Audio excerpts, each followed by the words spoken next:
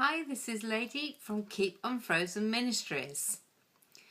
Slip sliding and slip sliding away are my themes today.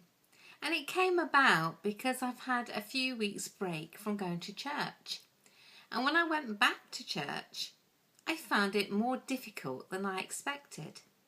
Now the reasons why I had a few weeks away, partly was choice and partly was illness. But I didn't expect things to be so difficult. Being a regular churchgoer and going each Sunday, taking part in the service with the sign language, loving the time with God, enjoying the worship, the people, the family of God, the people I'm with, I didn't expect it to be such a problem. And yet it really was difficult. And it made me think, where else am I slip sliding away? How easy it is to slide away. It's so much easier to think, actually I won't go this week, or actually I'll do something else. And before you know it, you've changed a habit, a good habit, and something else has taken its place. It's the same with going out in the garden and spending time with Dennis doing some brickwork. And we find we argue like cats and dogs, and I hate it. I really don't like it. I want to work with him, and yet when we're together doing that particular project, we seem to clash. And I know that isn't God's way, and I know we slide away from God when we're not in harmony with one another, especially in a marriage. So what is happening? It made me query it and think, what is happening? Paul Simon wrote the song Slip Sliding Away, and there's some lyrics in there which is quite interesting. It says, the nearer the destination, the more we slip slide away. So if our destination is to be nearer God, isn't it interesting that the nearer we get, the more we might slip slide away?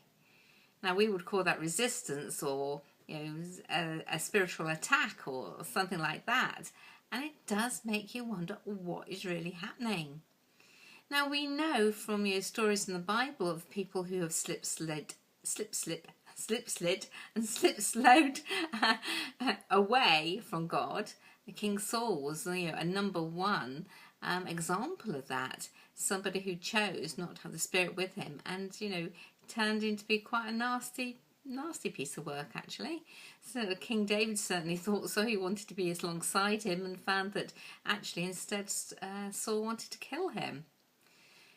Now, where are we in all of this? The Apostle Paul, he had the same problem. He said the more he tried to do something, actually he did the things he hated rather than things that he wanted to do for God. But we know, being part of God's world, being one of his children, is actually not that difficult. He lays it out very simply. Yes, again, Paul says, I think it's in Ephesians, that actually it's about walking in love. Now, the moment you criticise somebody, have a bad move, you decide to do something completely contrary to what you would normally do, in other words, slip sliding away, then you're not walking in love. I am not walking in love at those moments. But how do we stop ourselves? Maybe that is the question. Or before we can stop ourselves, we really need to know and recognise what are the decisions we're taking that actually take us away from God, and what are the decisions that we take that take us nearer God.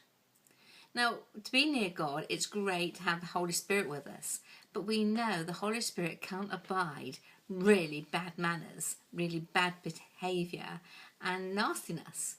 The fruits of the Spirit are patience, gentleness, kindness, love, self-control, and a few more.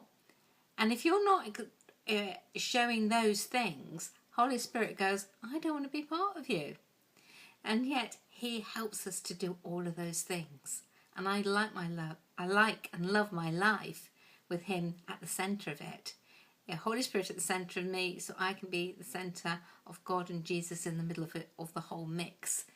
It's just a wonderful, wonderful place to be. I feel the best person I can be when I'm in that place. And yet so often I'm like Paul, I do the things I hate and things which actually would drive the Holy Spirit away from me. So what is the answer? Well, each day, each morning is a new day, a new morning, to start anew, and I thank God for that I can try again and again and again. But I have devised a chart, a slip sliding chart, which I thought you might like as well. And in that, I'm going to monitor my decisions for the next week and might make a note of whether it takes me nearer to God or away from God. And it doesn't matter whether those decisions are big or small. In fact, big decisions are just a series of small decisions getting to a crisis point. But actually, this might make me, and I hope you, realise just how many decisions we make, and there's a consequence to each one. And does it take us nearer or further from God? Are you up for the challenge? Well, look at the blog, because that gives you where to get the chart. It's a PDF. Fill it in. Let me know how you get on. And it would be really good for you to share that with me. There is a rule. And the rule is, despite the decision that you've made, whether you find that you takes you away from God, you can't self-criticise. You can't condemn yourself. You can't excuse yourself from the decision. The decision has happened, so it is what it is. But it will be good to note where you are on that continuum. You can use this form in another way with groups. I suddenly thought, how interesting would it be to take a character of the Bible and apply this table to them? So you take somebody like Gideon and go, okay, in Gideon's life, what did he do that brought him nearer to God? What did he do to take him away from God? Look at Jonah. The times he moved away from God, even though God said, no, you're still going to do what I want you to do. In the whale, he couldn't have been further from God, and yet he still did God's work. And King David, his trials and tribulations, his decisions that he made, some of them brought him really close to God, and others, he was far away. So that could be an exercise that you could do with others or on your own as a little bit of a Bible study in a different way. But I think it would be really useful for you to have a go at doing this for you and seeing whether it can make a difference to stop the bad circles that we just fall into so easily. Do have a look at the blog, and I'll speak with you soon. Meanwhile, keep unfrozen.